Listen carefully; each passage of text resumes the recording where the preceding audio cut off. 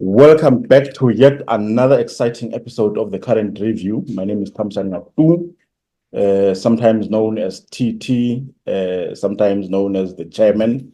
And today I am going to be a spectator, more of a spectator in a debate that seems to be very interesting in our country, beginning now and possibly well beyond the date of the 29th of May, because I don't think it will end on the 29th of May.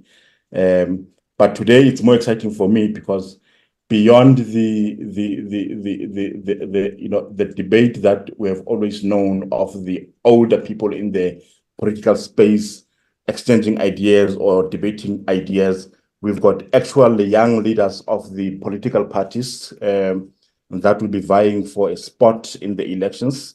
We have a representative from the Democratic Alliance, Mbali Mnaba.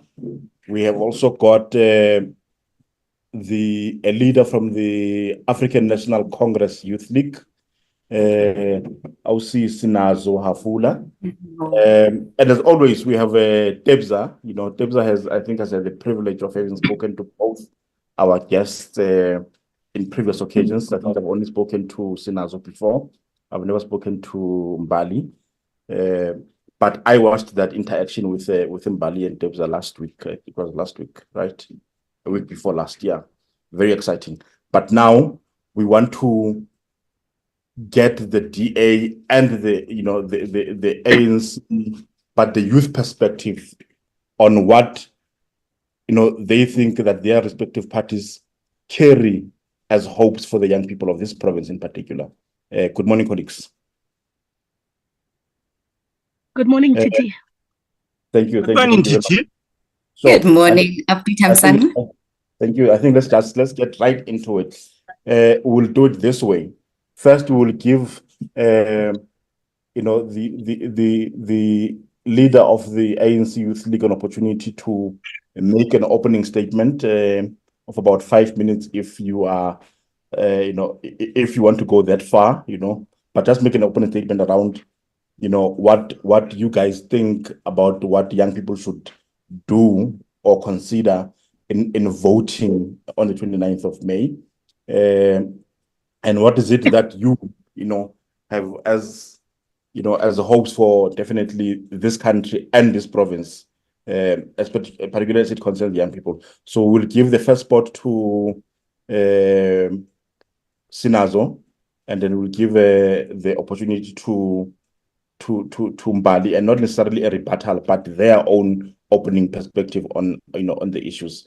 So let's start with Sinazo. Sinazo, you may go.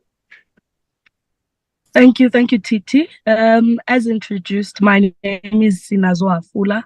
I'm the spokesperson of the ANC Youth League in the Free State Province. And it's once again an honor to be here to interact with the viewers of the Free State in particular and South Africa in general. As an opening statement, I would like to immediately delve into the manifesto of African National Congress and say without fear of contradiction that we feel young people in South Africa should have confidence in the African National Congress. Young people in South Africa should, in their decision making on the 29th of May 2024, have faith in the African National Congress, and here's why. It's 30 years of democracy, right? It's 30 years of undoing the injustices of the past, the redistributions, the redressings, and the whatnot. So as the ANC, we are saying that a lot has been done, and we are yet to do more together. And as we do more together in the African National Congress, we have various platforms, in fact, on how we can do better. I'm in the Youth League. I'm a leader of the Youth League. However, as the Youth League, our responsibility is to be the necessary agitation to the ANC to ensure that the youth voice is heard and that young people are catered for. And we are confident in saying, yes, young people are being catered for in the African National Congress. And I want to cite the 6 priorities as put forth by the President, Comrade Cyril Ramaphosa, in the manifesto as presented of the ANC, which the first priority, being the most important priority for us as young people, is the creation of jobs. It's titled Putting South Africa to Work. That is the first priority within the manifesto of the African National Congress. The second priority being industrialization and infrastructure for an inclusive economy.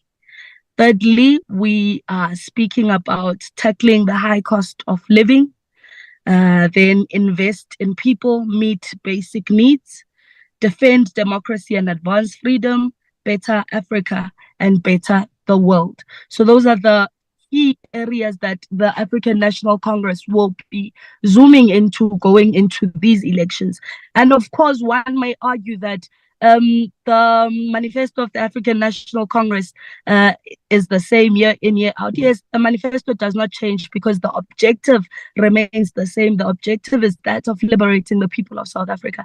However, as years go by, the means change and the priority areas change. So at this point, as the ANC Youth League, we have been advocating for the inclusion of young people in workspaces.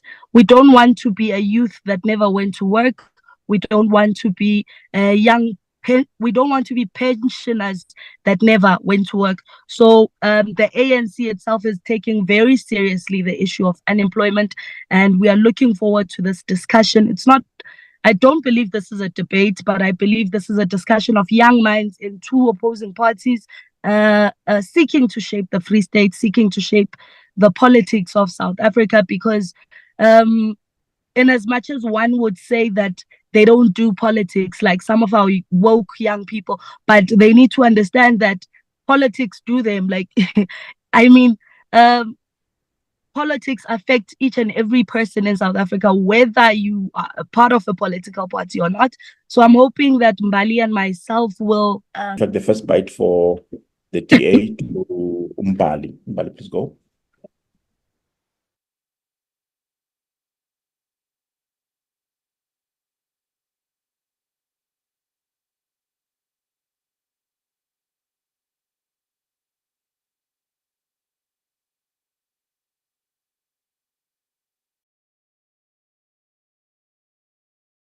Theme of our manifesto is to formulate a rescue plan for the current situation that South Africa is in.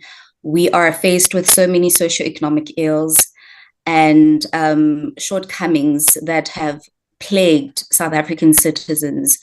And I think we come as an opposition party saying that we want to offer ourselves as a beacon of hope in the midst of all of these adversities.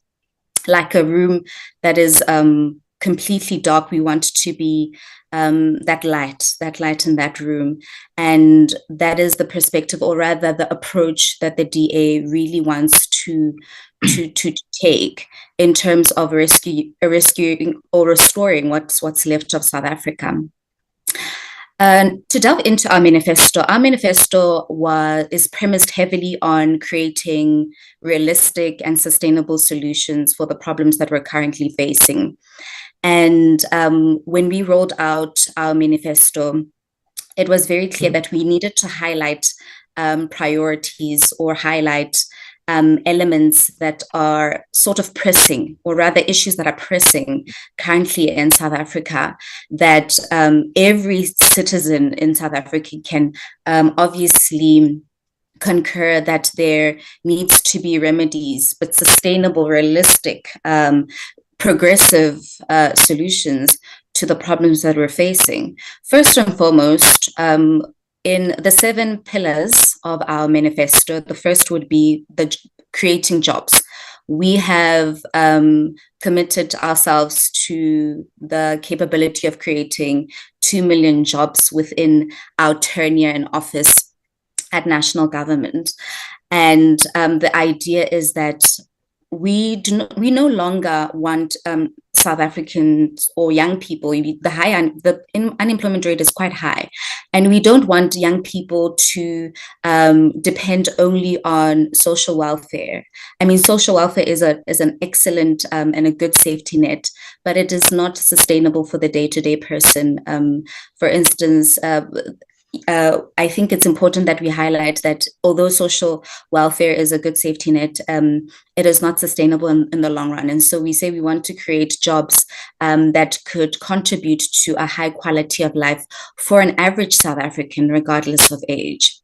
Secondly, in our pillars, we've mentioned ending load shedding and water shedding. Water shedding is actually a fairly new concept, and it's happening across various parts of provinces in the country.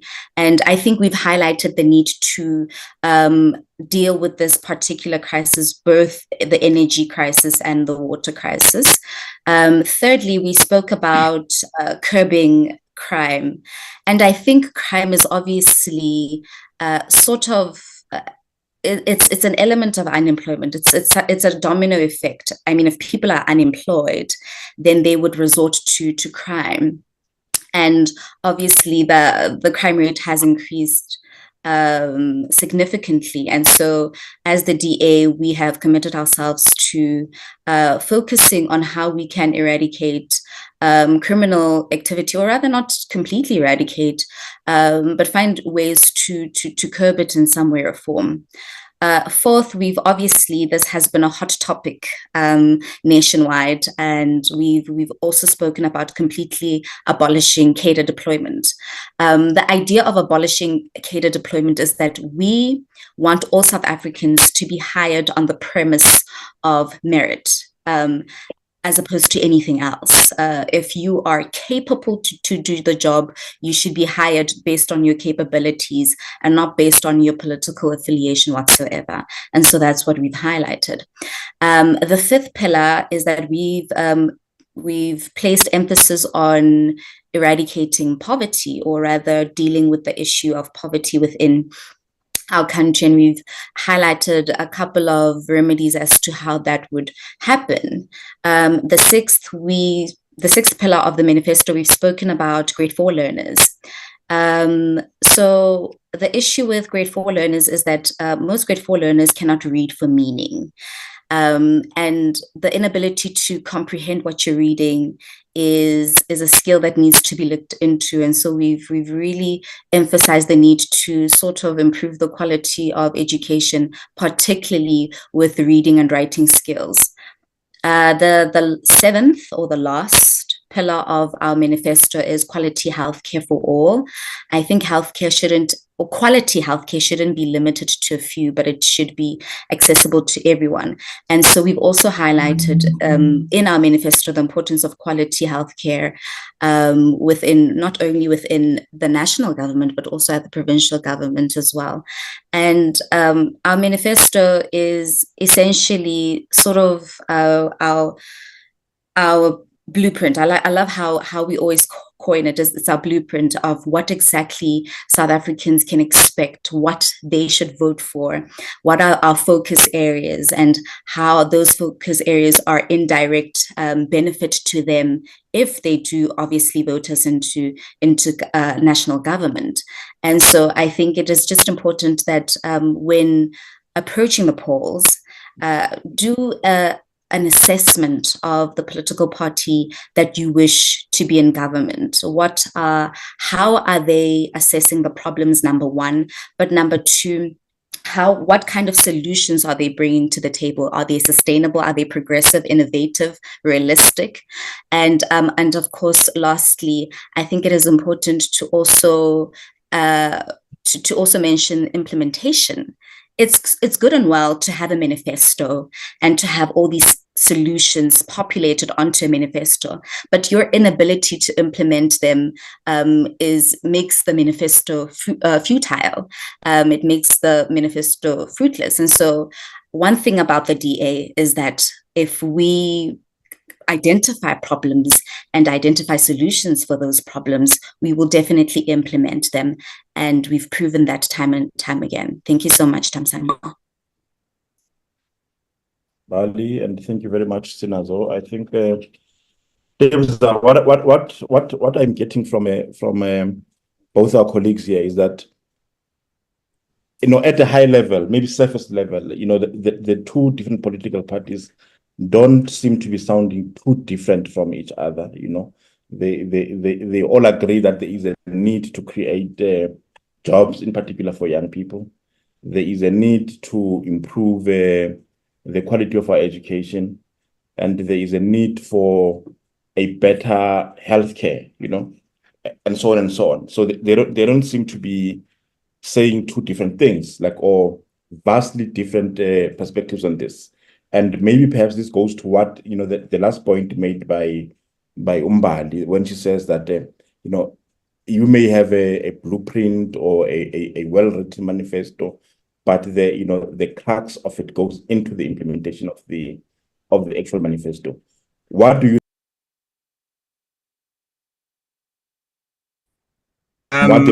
what they presented to us? No, I'm going to be straight to the point. And there's only one question that goes to both political parties. I hear what they say. It's something that's been said over and over and over. And yeah, but the main question that goes out is how and when, because just those two questions, how and when, comes back to an issue of what young people are actually complaining about on the ground. Because we keep on hearing one thing, we're going to do this for you. We promise to deliver 1, 2, 3, 4, 5. We promise to create jobs. But when posts are created, young people are never actually included in those posts. And it goes back to both the ruling party and the opposition party. What opportunities? Yes, we can see with the likes of Mbali Mnaba, there are opportunities for young people. But you must remember, this is young people within the organizational structure. But now I'm going to speak on behalf of those young people that are outside, that are walking the street day by day, holding that envelope, trying to find jobs or those opportunities. But now, if we keep on saying we're going to create these opportunities, how are you going to do them? What solutions are you putting on the table? Because currently, right now, there are opportunities out there. There are employment opportunities that can be created, but it seems like they are not being created for young people. And as much as we're saying the manifestos are there, and what Mbali just said, to say you can have a blueprint, but the saddest thing is that if you don't implement your blueprint, nothing will get done. I mean, we are 30 years into democracy, but we're still talking about the high rate of unemployment, especially amongst young people. The crime rate is too high because young people are frustrated, so they seek the shortest way to make money. The STI and the HIV rate keeps on climbing, especially amongst the young people, because young people, they see the opportunity to say, I was watching one interview, one of these young persons yesterday. They did a podcast and they were saying one thing, but I've tried everything that I could do. I even tried to get a job. I even started working at retail. But the saddest thing is that I wasn't getting the opportunities that I wanted. So I just saw an opportunity to say,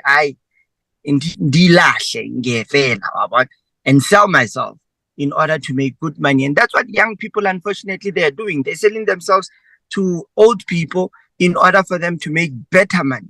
So now if both political parties can actually answer those two questions now, how and when, because that's the most important thing, because we can't say we're going to do job creation in the next coming 30 years again. Come on. And I think both of them have got experience at governance. For example, the ANC has got 30 years experience of governance, and the DA has some bits and pieces of governance in bits and pieces of our country, but certainly for a long time in the Western Cape. I want to ask this question therefore. Sinazo, with your experience in government, has the ANC done enough for young people in this country in order for them to be able to access jobs easily?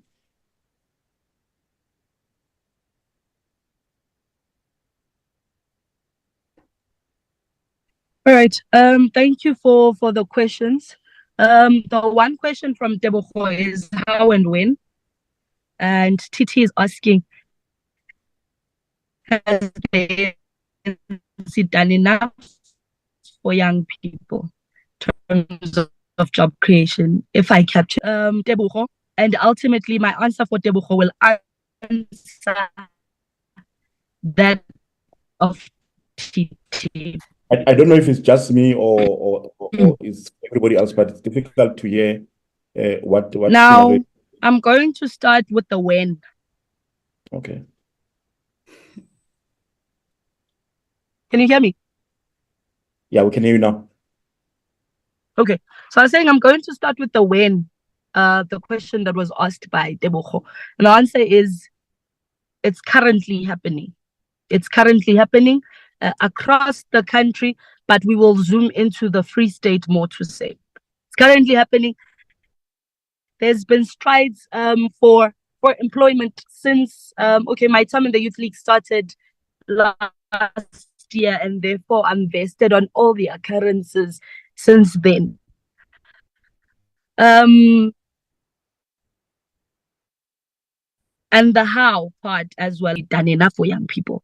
Now, we previously had a lekgotla of the African National Congress. We were discussing how we can better serve the people.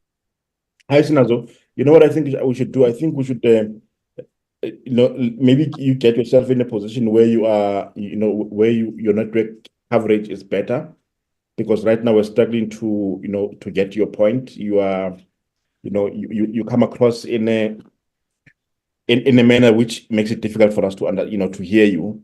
Maybe let's give this opportunity to Mbali to tell us, in the exact same question, what has the DA, where it governs, done to create jobs for young people? And also the question that Debs, when and how? All right, thank you so much for that. That's a good question on how and when. And I think we've now specifically focused on job creation because that's the pressing issue amongst young people.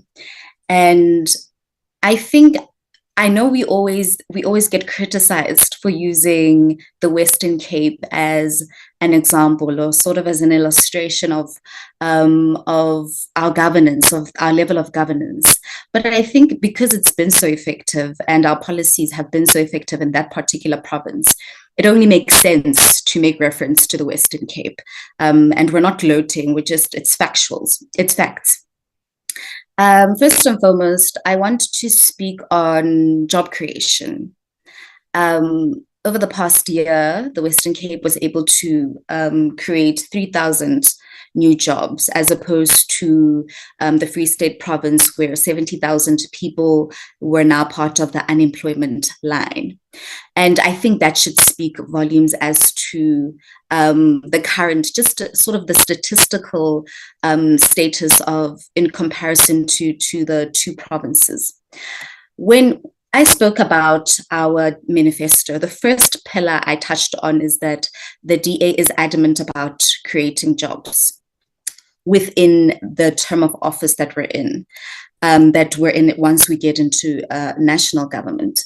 And I'll highlight a few elements as to how we plan to make job creation easier, or rather create a conducive environment for job creation, because that's the main role of government. I think we should never move away from that. I know I sound like an echo chamber when I say this, but the role of government is essentially to create a conducive environment to attract investors, even foreign investment. And so that's the core, that's the foundation of any sphere of government. And I think that should be our primary focus, is that when we upgrade and maintain our infrastructure, when we ensure that service delivery is met adequately, then it is easier. It is easier to attract investment. That's the simple matter of it. But what the DA is saying, is offering through the employment crisis, is that first and foremost, we are going to introduce, once we do get into government, that's the when part. Once we do get into government, and we're going to introduce something called the Youth Unemployment Opportunity Certificate. And so essentially what this certificate will do is that it will empower young people to break free from the constraints of minimum wage. It will make it easier for young people aged 18 to 35 to move from not having a job to having one by offering flexible employment terms. So that is what we're going to start with, is that we're going to offer a certificate that will be valid for approximately 12 years, so that the unemployed people who have not been employed for 12 months or more have access to employment opportunities. Secondly, we as the DA want to slash red tape or completely eradicate red tape, especially when it comes to SMMEs.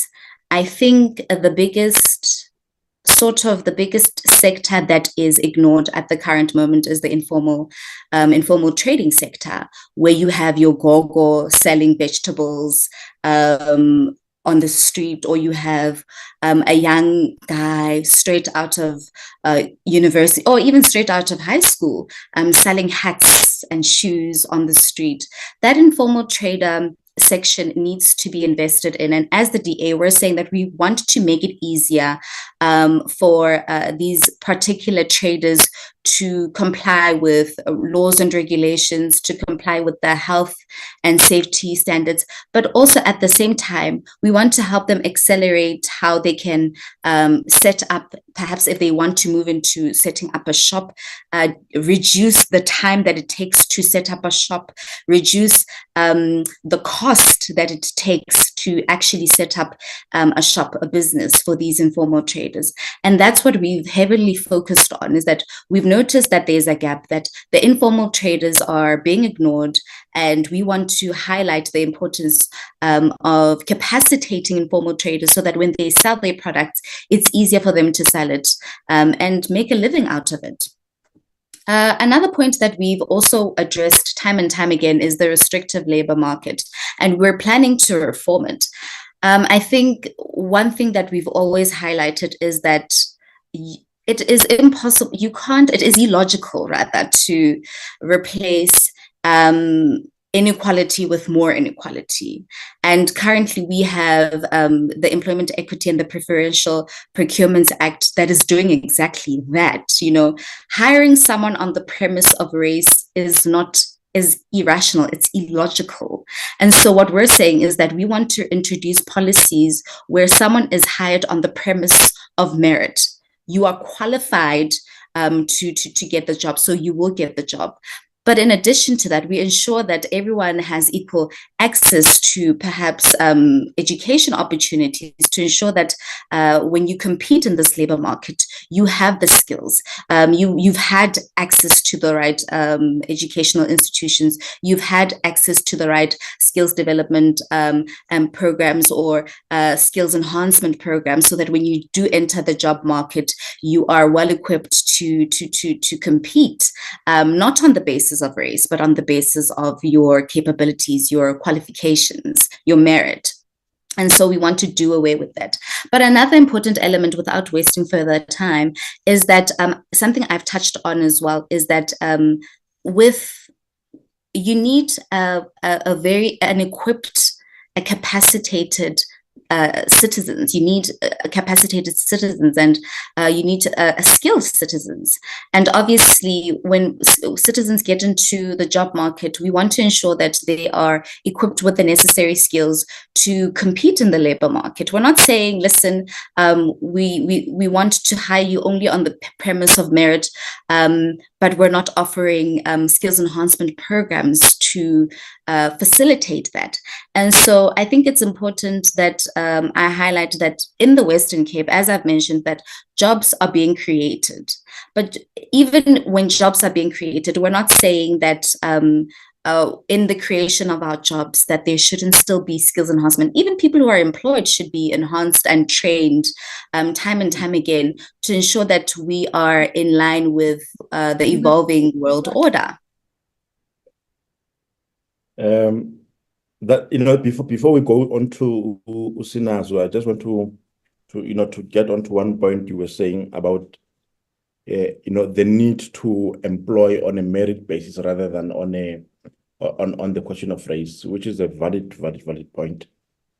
But when you check the history of this country, that people were oppressed on the basis of their race, and certain jobs were also allocated on the basis of race in the past. Now, as a result, a lot of our black counterparts, like black people, are still facing oppression or current oppression in terms of unemployment and so on. We call it oppression. It's still on the basis of race, meaning that a large majority of the people who are unemployed are still very black people. Why would it not be correct to be deliberate about uplifting those black people out of the poverty by giving them preferential treatment in terms of getting employment, thereby lifting more people out of poverty? Mbali. Thamsanqa, I hear you. I hear you very well. And let's use me as an example, right? I come from a middle class background. I am very black, as you can see. And I want to make an example of the NSFAS funding model. Yes. I did not benefit from NSFAS because I did not qualify to benefit from NSFAS, right? And I think what happened is that my parents now had to fend for themselves, had to make sure that I get access to education through different means, through loans, through taking some money from their retirement plan, just so that I can get access to education. So I was heavily disadvantaged in that manner, that I couldn't get access as a black woman, or black young girl, lady, whatever you want to label me as. I couldn't get access to a higher education so that I can upskill myself and enter into the labor market, because I didn't qualify. And so what we're saying is that it is very important to create policies that include everyone. You can't remedy, like I said, you can't remedy inequality with more inequality. And the policies that are currently in place are trying to fix inequality with inequality. If we hire people on the premise of race as opposed to the premise of their merit, then it really defeats the idea that we want to have a skilled market or a skilled labor force that will contribute to the economy of South Africa. And so I do not disagree, and I do not disagree with the sentiments that you have echoed in terms of our history. But I think it is also important that we actually build on that history and say, listen, moving forward, let us address, or rather, let us cater for all. Let us cater for everyone, regardless of your ethnicity, regardless of your gender, regardless of your age. Let us cater for everyone. Let everyone have access to the same opportunities, right? And so if you're going to create a skills enhancement program, that skills enhancement program should be open for all who are interested, so that they can enhance themselves and compete in the labor market and get a job. I shouldn't be required to be a Black woman in order for me to get into the skills enhancement program so that I can compete in the labor market and get a job. That should be besides the point. And so imagine if there was hypothetically, imagine if when I started university in 2014, and there was a policy that required, or rather that catered for all South Africans, regardless of age, regardless of gender, regardless of race, catered for all South Africans to gain access to higher education through the NSFAS model, regardless of your background. Imagine if I had that opportunity, that I would have been equipped. Obviously, I was lucky enough to have two working class parents who scrambled, who had to scrape cents together just to get me into education. And so when we speak about impartiality and fairness, That's where it comes in. That when we implement policies or we create policies and we create opportunities, job opportunities, that it should cater for all. It shouldn't be a segment of a population, because that it really does take us from what we're trying to achieve. Your point is well made. Thank you very much. I think let's give Sinazo that opportunity again. And I think we'll do this, Sinazo, with you. Let's as you start to talk, test whether or not you are able to, to carry through without interruptions again. And if it continues, I think we would just request you to switch off your video, because maybe it adds more weight, or it demands more data, from your device. But do go ahead and give us what we had started to answer in the previous question, which was when and how and what has the ANC done to provide jobs for young people, or job opportunities for young people up to date. Thank you. Okay. You can go ahead. Thank you so much, Titi. I hope I am more audible now. And you are. I am aggravated by something that Mbali said just now. So I just want to touch on that and then go back to the bone of contention. She says we can't eradicate inequality with more inequality, and that hiring someone on the premise of race is irrational. With that, the DA is simply saying we must all have amnesia and forget what the apartheid government did to South Africans. In the spirit of redressing, Mbali, as a Black woman, should understand that the majority of South Africans and majority of young people in the Free State are not as privileged as she is to have a middle-class background, whereas if her parents cannot, if NSFAS cannot cater for her because she's too rich for NSFAS, then her parents were able to fend. Majority of Black South Africans don't have that privilege. So it's important for the Democratic Alliance to first understand that South Africans are predominantly Black. The majority of South Africans are Black. South Africans were oppressed, and they did not for many, many years have opportunities that white people had. So the system is still very much white. And that is why the ANC compels entities to have quotas that, okay, you are hiring. This percentage of the people you are hiring should be Black. This percentage of the people you are hiring should be female. This percentage should cater for the disability sector. So it's not about inequality with more inequality. We're still unequal, because when democracy was negotiated, unfortunately, the wealth part was not distributed to Black people. So the wealth remained with the white people.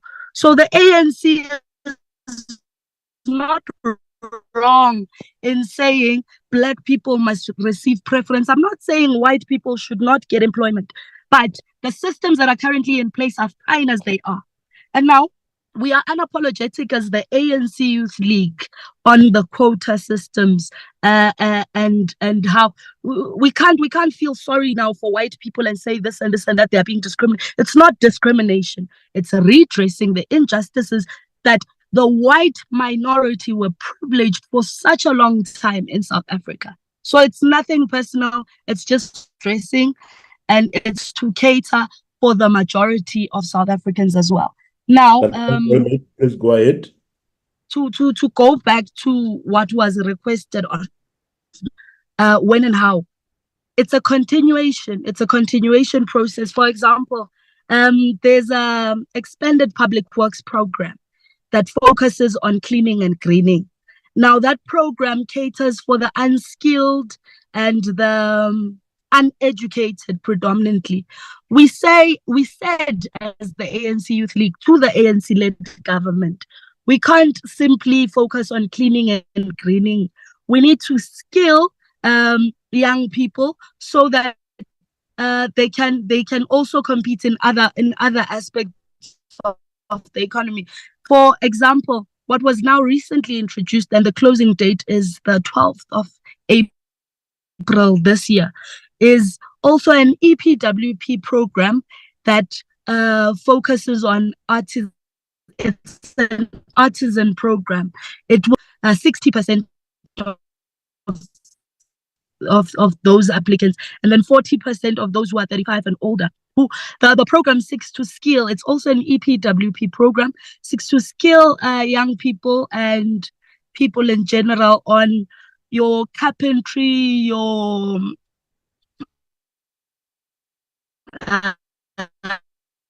electricians, anything in relation to if we look at I'm just so angry. It's fine. If we look at also the presidential stimulus, it helped a lot, and it is yet to help because it's not going to be removed. 87,357 young people were able to get relief from that stimulus, and the requirements there was a minimum of grade 12.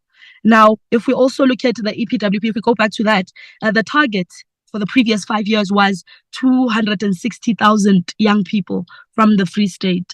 And to date, the actual number realized in terms of absorbing into a work market young people, it's 282,907. So something has been done. And the ANC-led government in this aspect of EPWP has done beyond what it said it would do. And then it's not the only initiative by the ANC-led government to curb unemployment. We also have the SETAs that are doing various strides as well. We have Mersita, Bank SETA,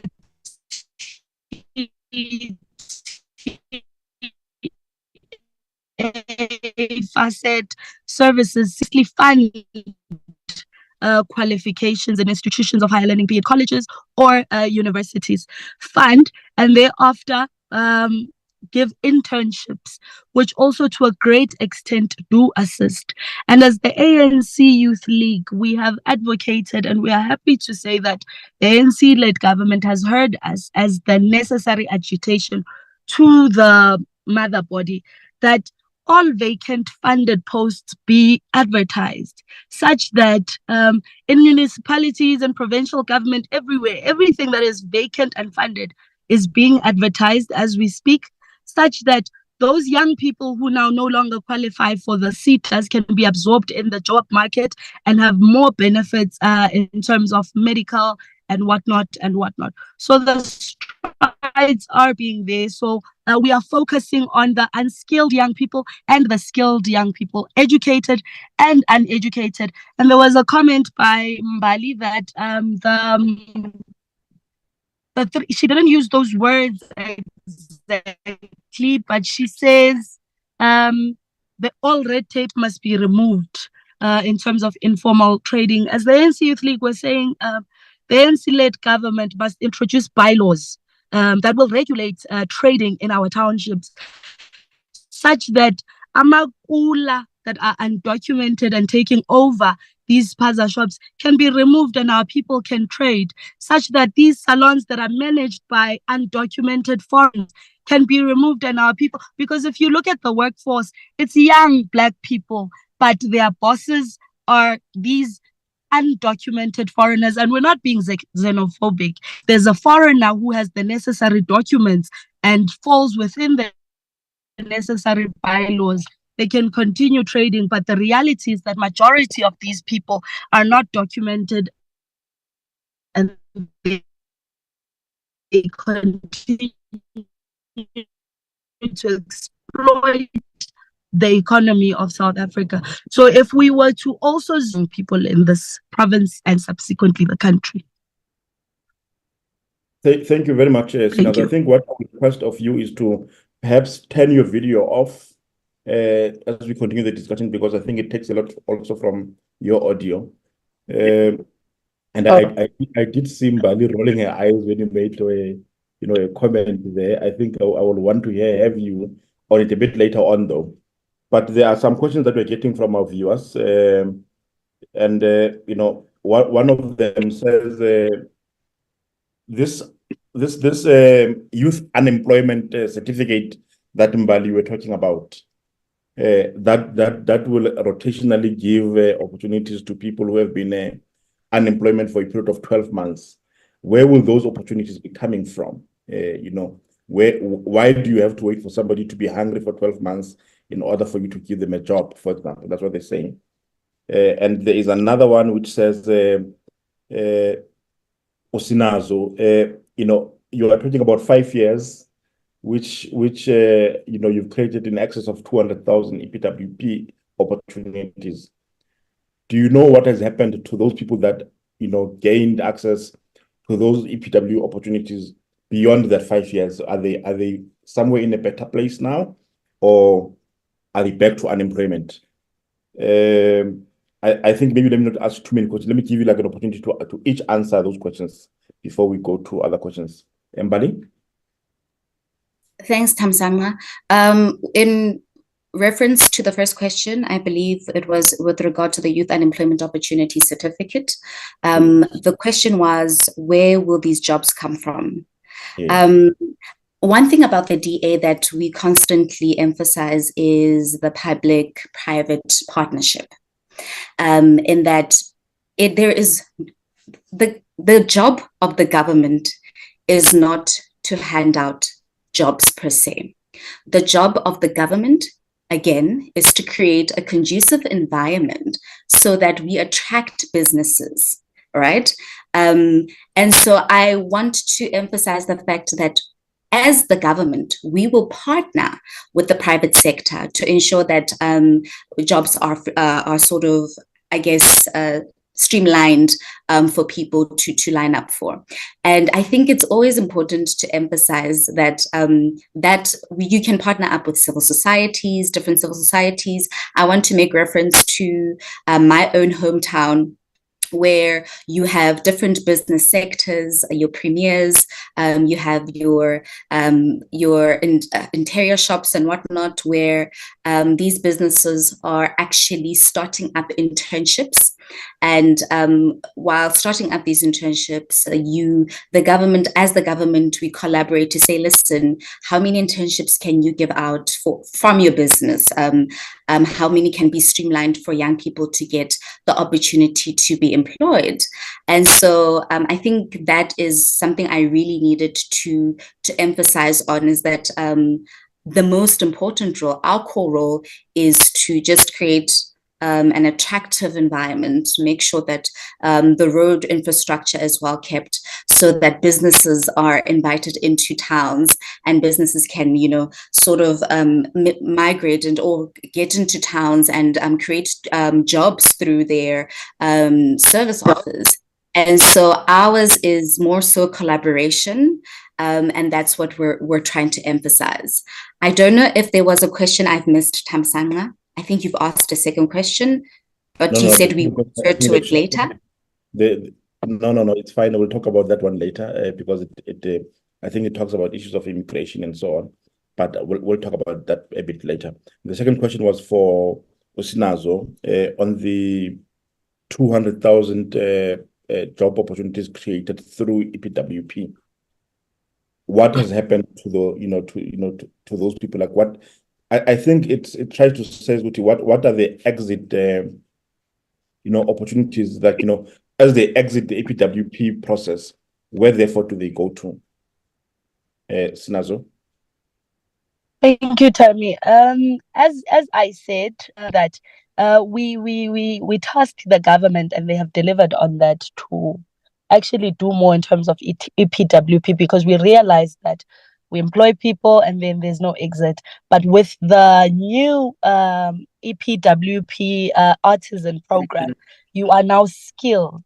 The government skills you and then offers you, places you and you get a job. And there's also an initiative by the MEC of Roads of a township revitalization project and road maintenance. So those young people who are being skilled are also being redirected to their various communities. You see these connecting towns, and have you noticed how potholes have become the order of the day? So there's currently a program by the MEC of Roads and that program is led by young people in terms of employment. So we then gave an instruction to the MEC that young people must be employed in these roads, the same way we gave an instruction to the government to create quotas that are inclusive of Black people. And then also to add, there was something Mbali said about primary education. So I'll take advantage because I'm on the platform already. So as the ANC... maybe before you go there, because we're going to go back to education, I would just want us to deal with some questions from our viewers. There's a question from Mutlalepule, who has a question from Mbali specifically. It says, what type of jobs are being created in the Western Cape and is getting these jobs based on merit? And when we say merit, what exactly do we mean? Thank you. That is a question from Kalepule, who's online, I think on Twitter. The kind of jobs being created in the Western Cape. And when we say people are being employed on merit, what exactly do you mean by merit?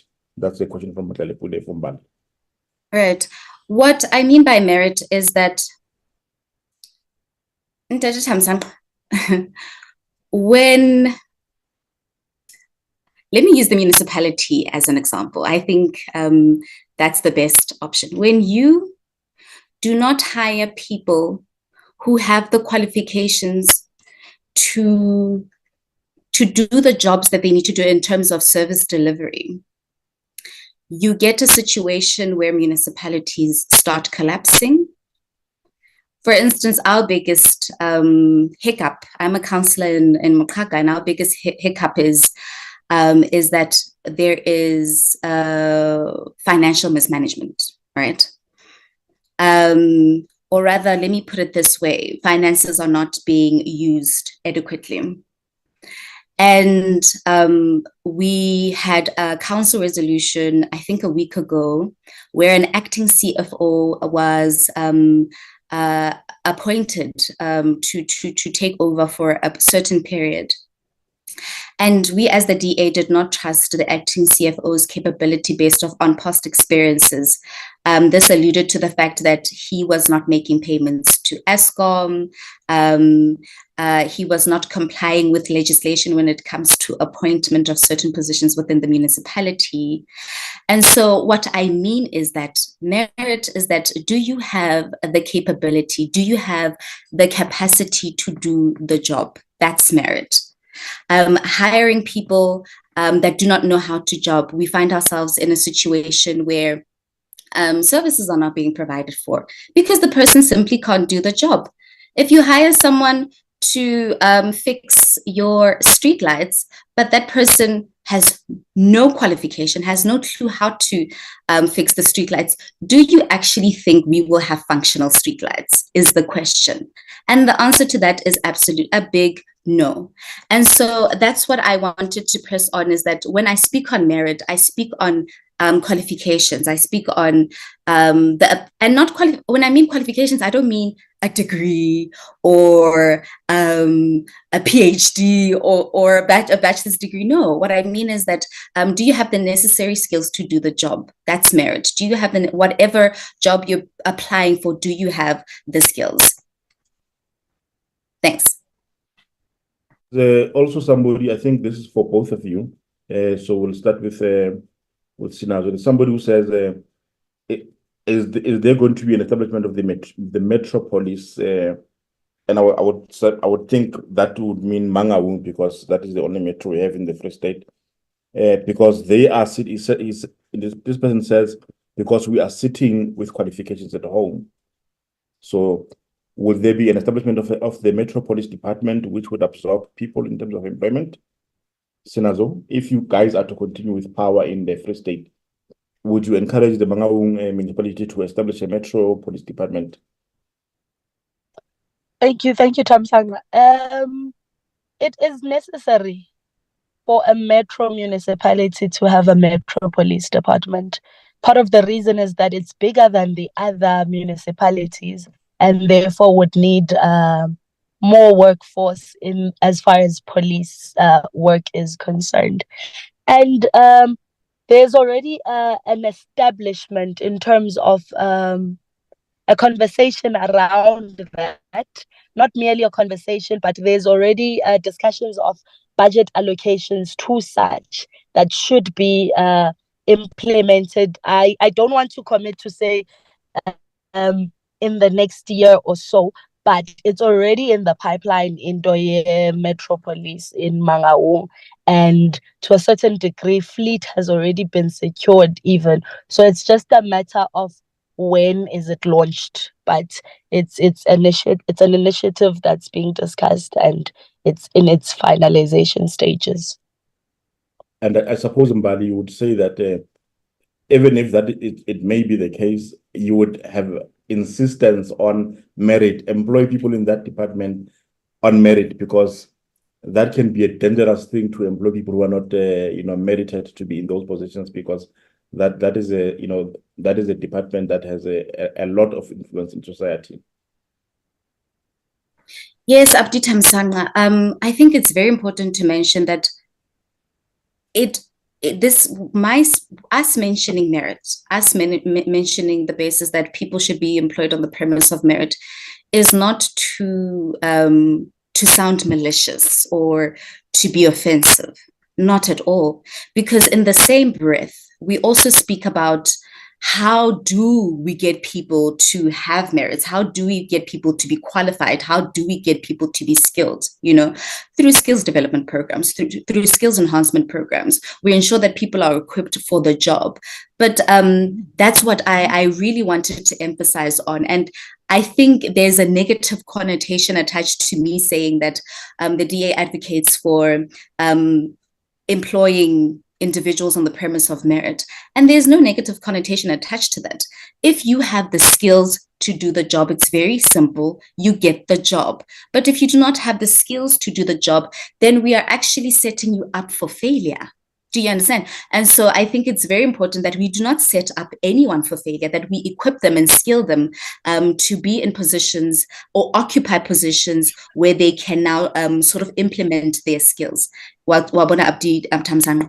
That's what I'm trying to actually emphasize on. That was a question from our viewers. Thank you very much for the viewers who are viewing online and participating through submitting their questions. I think we have time for more. If you've got any more questions to submit to our panelists, please do so. I want to go back to Sinazo, who was talking about who wanted to add on on education, because I think this links up quite nicely, jobs and education. Sinazo, before I interrupted you, you wanted to to add on this based on what you were thinking at the time, based on education. Sinazo, you may go ahead. Thank you, Titi. That is correct. Mbali made a point that they would want to zoom in on grade 4 literacy, but primary education as a whole needs attention, and not just, yes, the Free State Province has been doing remarkably well in as far as grade 12s are concerned. And I think this is a conversation that we've had previously. There are strides to even now give the necessary attention to grade 7. So a learner exiting primary school should have necessary capabilities for high school, such that you don't find unnecessary dropping out because the child feels that they can't work according to that standard. And in addition to that, in strengthening the artificial intelligence of the Free State Province and reduce or ultimately remove this thing of sourcing out artificial intelligence from other provinces, and in attempts to delve more into the fourth industrial revolution and shape and develop the 4IR trajectory. So in the Free State, 21 schools with 3,490 grade 8s have been introduced to coding and robotics. So there's that initiative as well. And in grade 9, we have, there's someone in the background speaking. Am I audible? You are. Sorry. Sinazo, go ahead, please. All right. And also in grade nine, in 19 schools, we've targeted 2,693 grade nines. Also on a coding and robotics initiative, so that to strengthen this 4IR in our province and ultimately be digital, fully digital, without outsourcing these services from other provinces. And in as far as being skilled is concerned, I feel like by virtue of being black, there's already a question in the DA's mind that is this person skilled? Like Yama, there's a question, are you skilled? But when you're white, there's no such question. So I believe that no one will apply for a job that they don't qualify for, and no one in their right mind would accept someone for a job that they don't qualify for. So the DA must not say skill. There's skills program. Young people go through these things. Young people go through internships. They are educated. Those who are not educated, they go to these skills program and they apply for jobs. So they should not be now discriminated by virtue of race. The same treatment should be given to blacks and whites. And when they relate to the Western Cape, they just focus on Cape Town. If you look at the townships of the Western Cape and you look at where the majority is residing, it's still underdeveloped under the DA-led leadership of the Western Cape. So they're just taking the cherry, which is Cape Town, and saying this and this and this is being done. But if we're honest and we truly look at it, go to Khayelitsha, go to these townships that a lot of things have been happening, but the DA is nowhere to be found in our townships.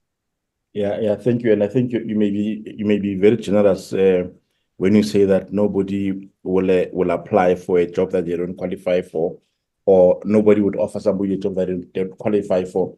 We have had many instances of it. For example, there in the Tshwane municipality, there was a chief of staff who was hired in the office of the executive mayor there, led by the DA, who had no qualifications for the positions that they were hired in, ultimately removed once they were exposed by the opposition parties in that council. So, Sinazo, people have applied for jobs that they don't qualify for, and that they,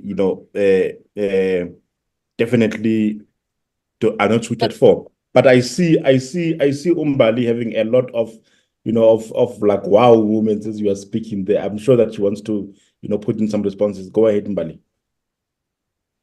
Thanks, Thamsanqa. I think it's very important to note, and I'm going to echo this throughout this entire panel discussion, that ours is just one. We are heavy on the sentiment of catering for all. We've been very clear on that. We've been unapologetic on that. And when my counterpart, my colleague, keeps making reference and speaking on also that putting words into my mouth, it's very disheartening. I think she really alluded to the fact that we as the DA, we premise our merit on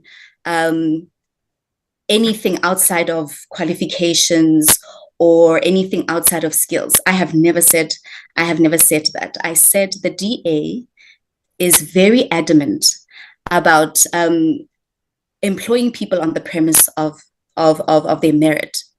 And employing people on the merits of merit means that you disregard anything else except their ability to do the job, the capabilities that they have to do the job. And I think it is very important to echo that one of our biggest principles is non-racialism at all spheres of government, in all aspects of government. And we always emphasize that if the person has the skills to follow through with the job, then the person should be hired. Not once, have I mentioned that the DA looks down on a certain particular race? Not once did I mention that the DA does not include anyone else. I reiterated countless times throughout the panel discussion that the DA is a non-rationalist party, and that our mandate, or sort of our overarching theme, is that opportunities should be provided to everyone. Opportunities should be created to everyone. So if there's a skills enhancement program, it should be offered to everyone, not a specific demographic, not a specific gender. It should be given to everyone. And so that we can capacitate people to be skilled to compete in the labor market. And that was the premise of my argument, is that we are looking for people who are qualified to do the job. Again, I'm going to use the example of the streetlight. If I have a broken streetlight in my area, in my road, or across my house, I do not care if the person is a woman who's going to fix my streetlight.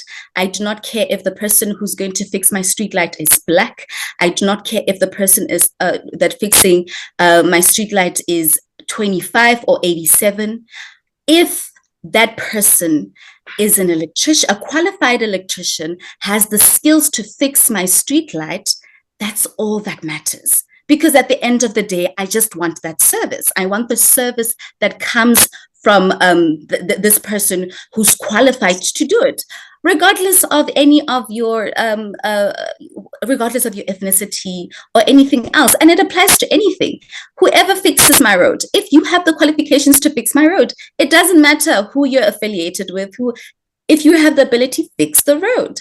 And so again, I think it's very important when I say opportunity for all, and when I say that it is important to focus on merit as opposed to anything else, this is exactly what I mean.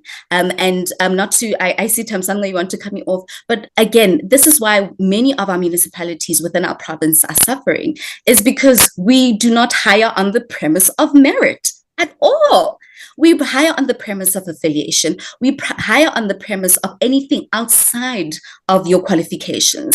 And if we hired qualified people in financial departments, in the technical service department, if we hired people to run policies, who understand how to implement policies in municipalities across the province, then we would not be having countless of municipalities collapsing as we speak.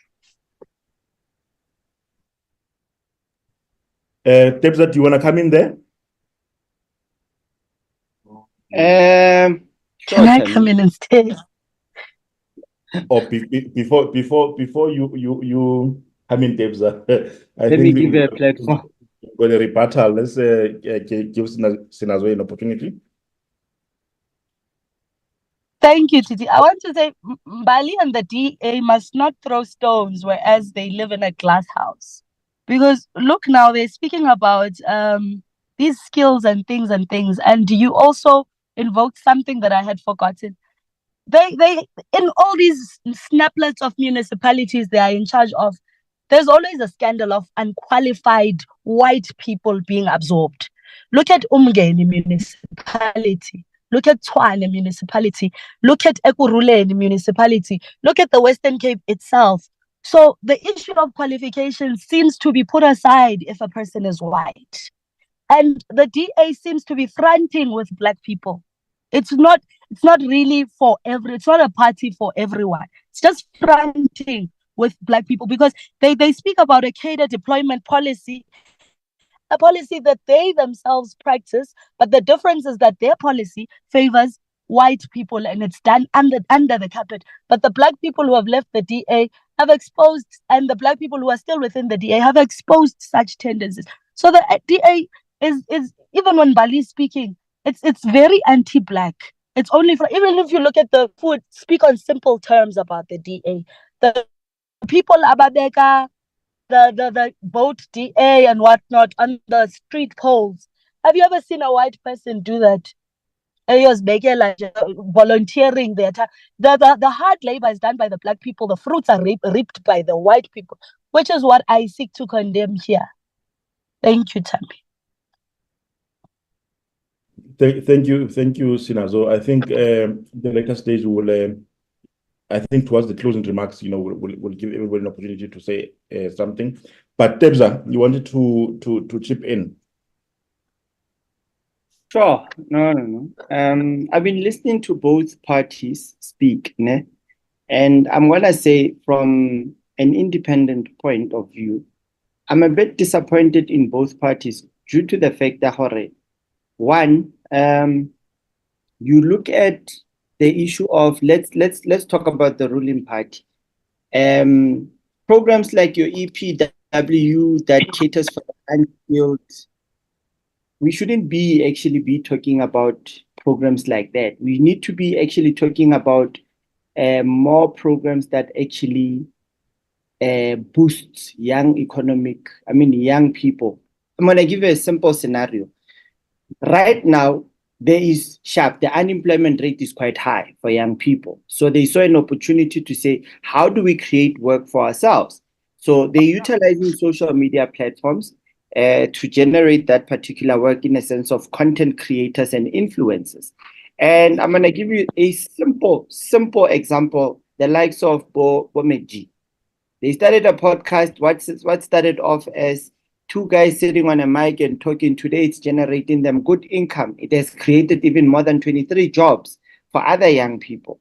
So what we should be talking about, especially now in the 30 years of democracy, is how do we improve opportunities for youngsters to actually benefit from what is currently there. Unlike us saying we still got unskilled young people that are not educated.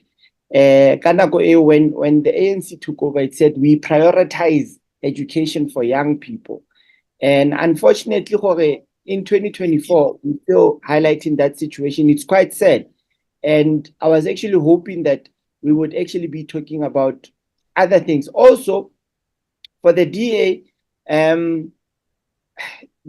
honestly, on a serious note, it doesn't cater for young people. Yes, we know in the Western Cape there's opportunities for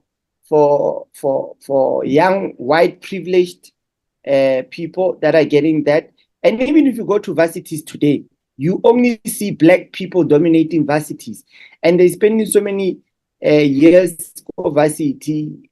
By the graduation, the next thing they don't get jobs, which is the saddest thing. But when you look into the white race, immediately after high school, automatically sets again into the system, and is already working into the system.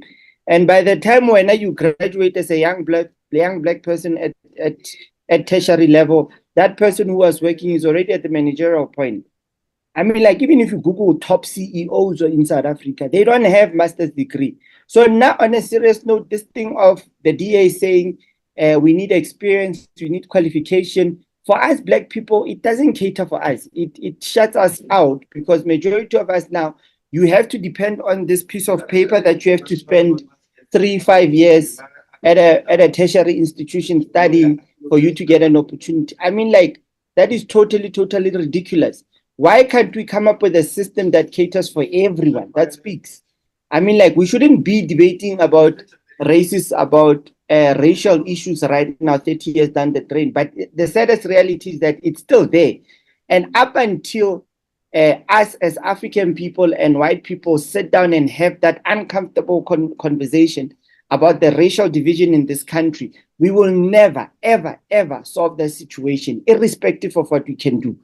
I mean, like, we can sit and say, yes, Black people are in power with the ANC and all that, and the white people want to come back with the DA. But at the end of the day, if we can't sit down and have that uncomfortable conversation about what happened in the past and what's currently happening, because irrespective of what, racial division, you always find it amongst both races in workplaces, in schools, in everywhere you go.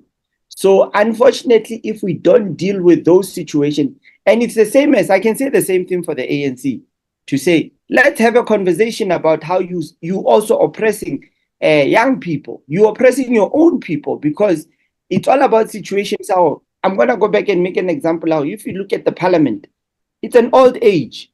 But we keep on referring to Sinazo to saying young people are in power. You guys are not in power. You're not in key positions that take decisions for young people to change their lives. So we cannot say that we're going to create opportunities if young people cannot even voice out their opinion. I mean, like, imagine if you had, look at the Minister of Youth. I mean, like, simple, blatant example. You're sitting with a lady who's close to 70 years old, but she's the Minister of Young People.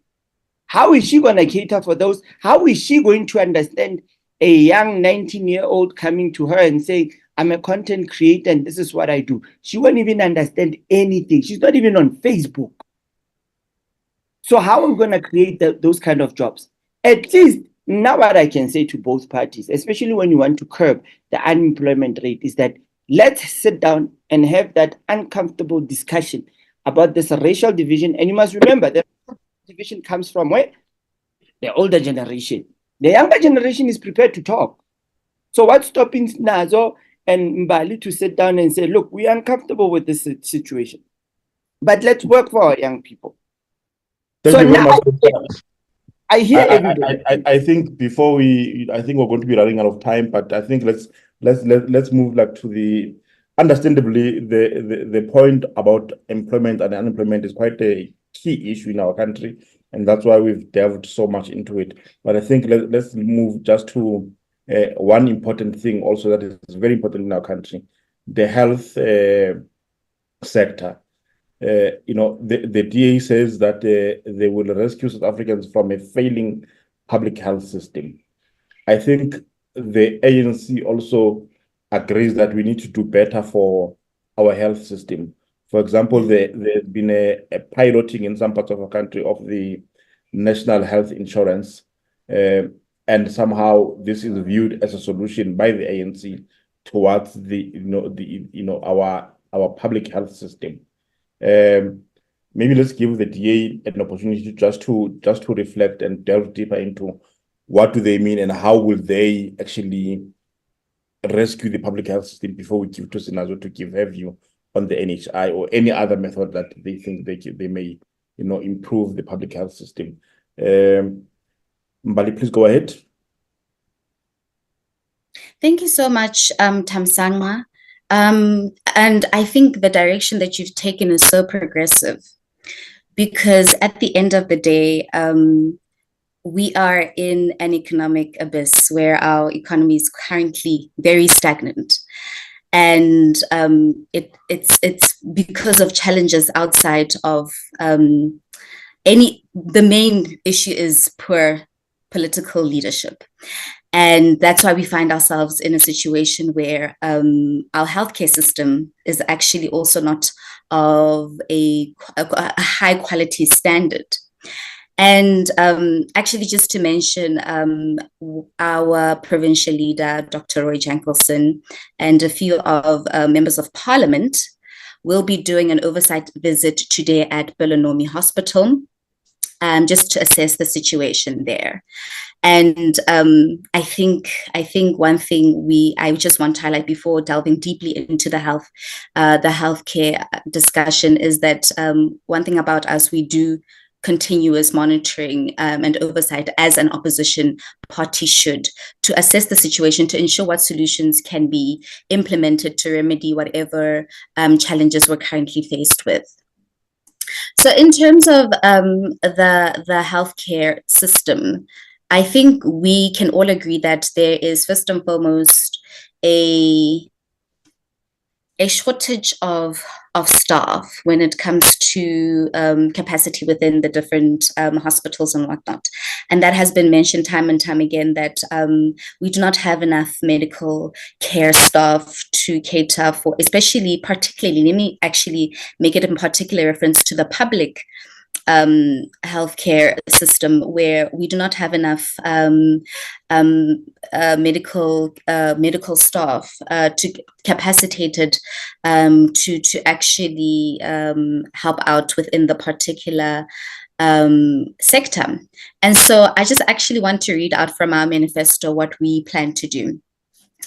First and foremost, that's the first thing. And the second thing is that we have an issue with infrastructure as well within our healthcare system in terms of maintenance and upgrading. A huge part of a problem with the healthcare system is that infrastructure that is within the hospital to help with healthcare services is not, some situations are, or some sections are not functional. We did an oversight at Buitumelo a year or two ago, I don't remember. And one of the sections of the hospitals was not completely functional because the hospital was not complete in terms of renovations and whatnot, and it had been halted for a very long time. So I think one of the most important thing is infrastructure and a shortage of staff. When it comes to infrastructure, so what the DA is saying is that we are ensuring that all capital expenditure is directly financed and controlled by a healthcare facility administrator and not a public works department as it's currently happening, whether national or provincial. For all hospitals, all revenues raised outside of the budgeted allocations will be retained and managed by the relevant hospitals and deployed in accordance with their needs. When it comes to the shortage of healthcare workers, we will be developing a national healthcare workers plan to identify skills shortages and to ensure that we have sufficient doctors, nurses, and administrators within the system, because obviously that has been a big issue. And this plan will rely on academic institutions, health departments, and training facilities working together to prevent mismatches in terms of skills and supply that could lead to unemployed graduates. And so that is something that we touched on quite briefly in terms of the shortage of staff. But we also again highlighted the importance of maintaining and upgrading the current infrastructure that is in place and perhaps capacitating it a bit more. Another element that I would like to actually touch on is that we need to separate politicians from administrators. So moving away from political interference within the healthcare system. So by separating politicians from administrators, regulators, and all public entities responsible for the delivery of healthcare services, this measure will prevent harmful conflicts of interest in the appointment of personnel and procurement processes from getting in the way of good governance and service delivery. I think what this speaks to is that what I've realized in government, particularly in provincial government or local government, is that there is no distinction between the political role and the administration role, right? There is no separation between the two. Somehow they are intertwined, and that's not supposed to be the case. There should be absolutely no political interference when it comes to the management of healthcare services, the appointment of healthcare service staff. There should be no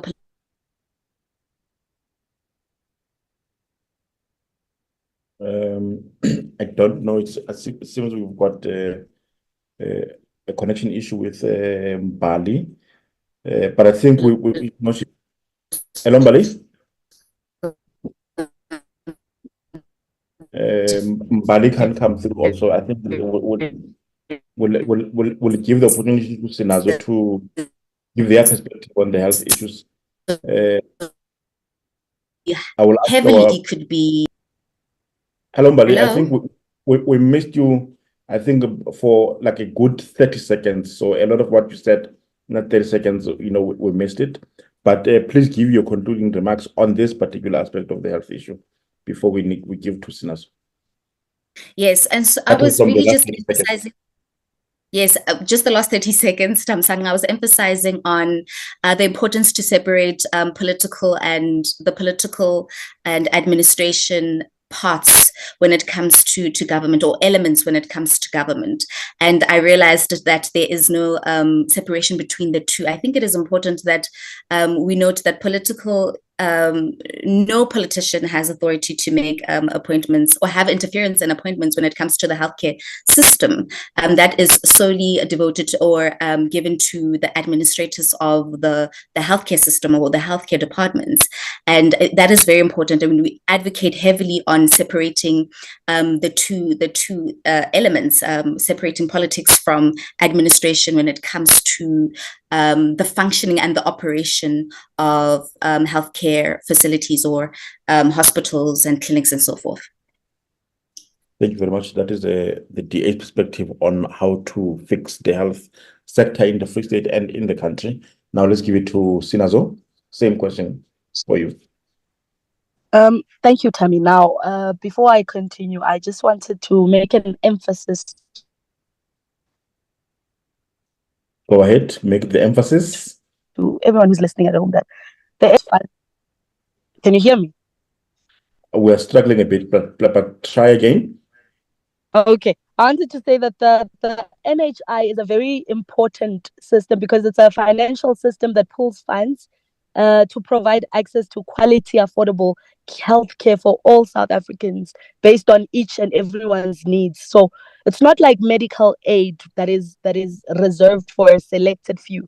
This one is for all South Africans, and it was approved last year by the National Assembly, and the DA was against this policy. The DA, it must be noticed that it was against South Africans receiving equal quality healthcare in South Africa. So the DA cannot come now and say they care about everyone's health, whereas there was a bill that was passed in the National Assembly just in 2023, and they rejected it publicly without a fear or favor. So in moving from that, in the spirit of filling public service vacancies in the healthcare sector, just last year between April and December, having noted the lack in staff of public hospitals, 245 doctors were appointed, 218 nurses, and also assisting staff. The doctors who also finished their community services were inculcated this year. 217 medical professionals in January this year started duty, being dietitians, radiographers, physiotherapists, and all these positions linked within the healthcare system. So the MEC of Health in the Free State is doing a remarkable job as well in terms of absorbing medical professionals to ensure smooth running of hospitals. And I want to emphasize the importance of this NHI bill.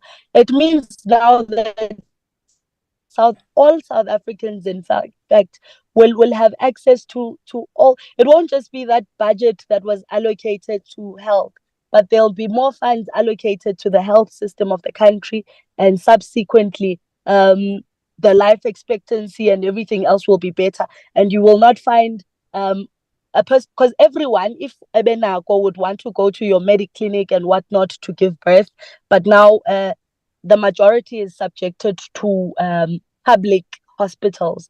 And now the NHI seeks to improve public health care in South Africa. So that was a very, very good stride by the ANC and other political parties who fought and won against the DA, which said no, that bill should not be passed.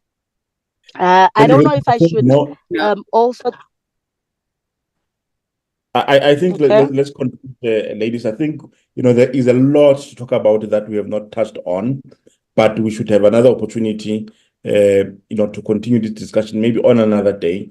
The two of you again, I think we need to take it there. But let me give you both an opportunity to close this session by giving our viewers and your potential voters an opportunity to hear, like just in closing 2 minutes, like in 2 minutes, each of you, give us a summary of what you think is important that your voters should capture before they cast their vote on the 29th of September, of May. Let's start with you, Mbali. Thank you so much, Thamsanqa. The DA is very supportive of access to healthcare for everyone, universal healthcare and coverage. But the NHI is not the way to do it. And we have expressed that countless times. And much of that is because it does not have a feasible funding model. There is instances of maladministration that could happen. We do not have the capacity to actually accommodate the NHI. So that's why I think it's very important that we are still adamant about giving access to healthcare for all people.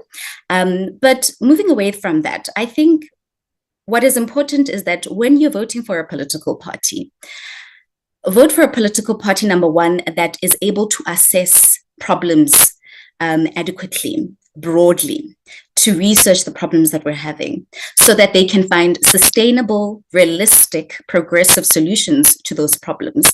But most importantly, vote for a political party that can implement those solutions for in the best interests of citizens so that we have a quality life. There's no use, every year in and year out, every 5 years, we get a manifesto, but there is no implementation. One thing about the DA that you cannot take away from it is that we are implementers.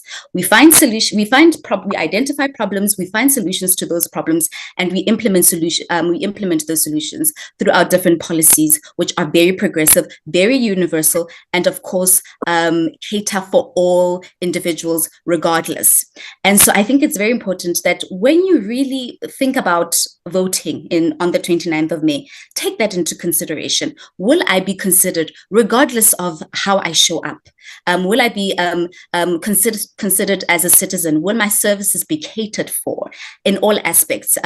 Is this political party able to end load shedding? Is this political party able to end water shedding? Is this political party able to create jobs and offer quality education? The Democratic Alliance has not been given an opportunity to govern at a national level. And I'm saying I'm actually imploring citizens to actually just, what would happen if you would actually give the DA an opportunity and see what happens in the next 30 years, perhaps? Because we've seen that in the past 30 years, under the current leadership, under the current ruling party, not much has been done. So thank you. Thank you very much, Mbali. Now, Sinazo. Thank you, Tammy. Why young people should vote ANC on the 29th of March, 2024? Firstly, touching on what May, yes. Touching on what Tebogo just said, that young people are not in decision-making platforms, being the National Assembly, Parliament, and all of that. Now, if you were looking at the news recently, you would realize that the ANC in the year 2024 has done the undone of removing the old hags from Parliament. If you look at our list, it's predominantly young, predominantly female. So it's very youthful. We've tasked young people to go and represent us in Parliament. So the Please give me an example of an old hag that you removed from Parliament, Sinazo. I'll forward you the list. I'll forward you the list and you will see. We've removed quite a number of them. Some 80, we've got removed more than 80 people on the list and added fresh blood. So he's right to say that it's difficult for young people. If we don't have young ministers, if we don't have young MECs, how will those old MECs relate to the problems faced by the majority of our country, which is youth? So we took that into consideration as the ANC. And after the 29th of May, we will see a different South Africa altogether, a youth-inclusive South Africa. Now, young people must just make the right decision on the 29th of May. I will not be long because we've already exhausted the time that was given. We believe that unemployment is a scourge. Yes, there are strides to curb this unemployment, and we will not, as the youth of today, be prisoners that have never set foot at work. So it's important to really focus in priority number one of the ANC manifesto, which is to put South Africa at work.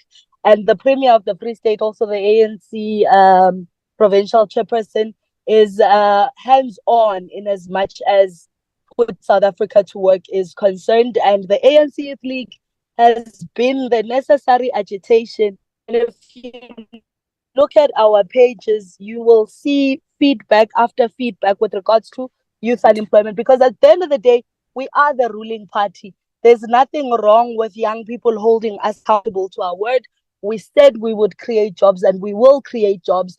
And I would like to use this platform also to advocate for a young MEC from the ANC-led government after the 29th of May, because I believe with everything that we have been doing currently, we will still be in power after the 29th of May.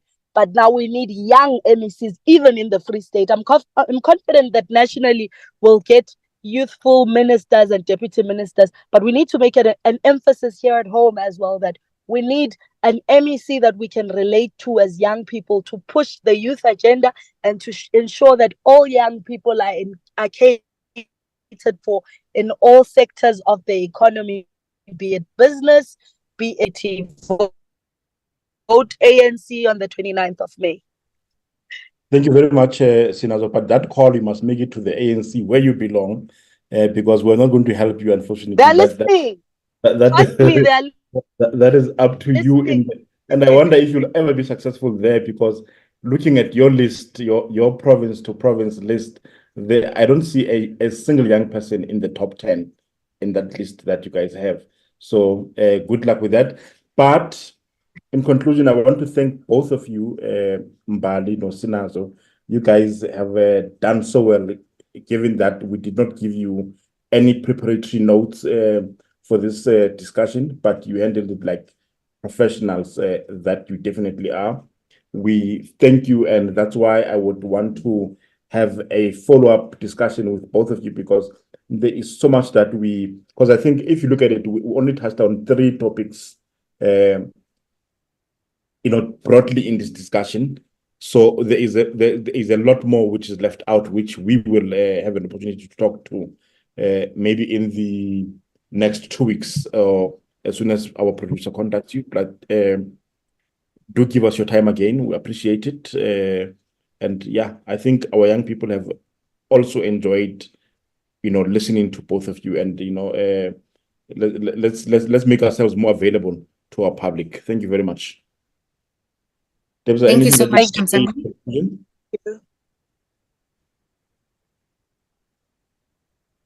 Well, I think I speak for Tebza too. So for now, okay, he is. Tebza? My last conclusions. Yes.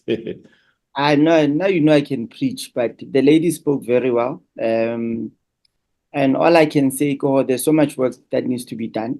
And yeah, so like I say, and we need to have those uncomfortable conversations, and this is the time. So I don't have much to say besides let's have those uncomfortable conversations that we can take forward. And yeah, maybe we can have coffee in future and see. Kapayampa. I would be happy to have coffee with the ladies, of course. With the ladies, let's have coffee with the ladies. Now is here in Bloom. Definitely. Like have a live discussion in studio in a town hall setup. Setup over a cup of coffee. Yeah, let's make it happen. But it was a great debate, Jim. The ladies they really pulled through. And what I can actually say going forward, Tammy, when we have a second leg of this, allow me to free flow. There's a couple of points that I got that I would love to free flow with both of them. Thank you very much, guys. We have had an exciting time. We will be back again with the next episode next week, but certainly we're very happy with this one. So thank you.